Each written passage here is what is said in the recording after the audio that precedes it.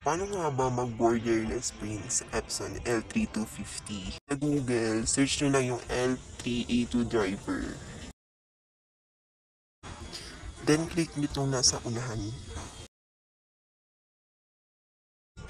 Tapos dito, accept nyo lang yung cookies. Then, scroll down nyo. Scroll up pala.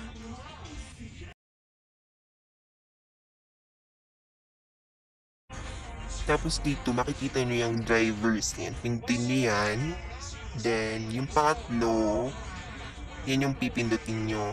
Then, i-click nyo yung download. Then, lalabas dyan yung download na button. Tapos yan, kapag na-download na, pindutin nyo lang yan. Then, click yes. Then, click set up. Then, okay na. Then, may language dyan. Pwede kayong pumili kahit anong language and pinili natin is English, of course. So, yan. Then, click mo lang yung okay. Then, dyan, click mo yung agree. May language ulit. Then, scroll up mo lang kung gusto mo basahin yan. Then, after, click okay. And dito, make sure na connected yung printer mo sa laptop mo. So, yan. After nyan, after na make sure na connected sila, click mo yung manual. Then, hanapin mo dyan kung saan yung port na nakakonect yung printer mo.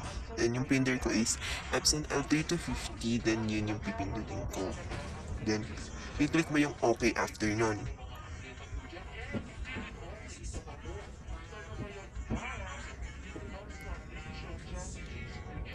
Then, punta ka na sa Windows or sa Microsoft Word kung ka magpiprint.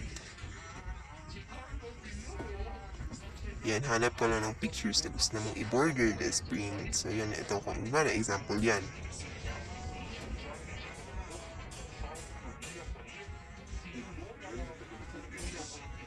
Yan. Then, go ka lang sa file, print, then hanapin mo yung Epson L382 series. Yan. Yun yung gagamitin natin para mag-print tayo. Then, go to printer properties and makikita mo doon yung borderless. Check mo lang yun. Make sure na naka-check siya para maging borderless yung ipiprint mo. So, as you can see sa gilid, wala nang border. You can see that. Yan, walang border yan. Pero kapag Epson L3250 tayo, makikita nyo, babalik yung parang border sa gilid.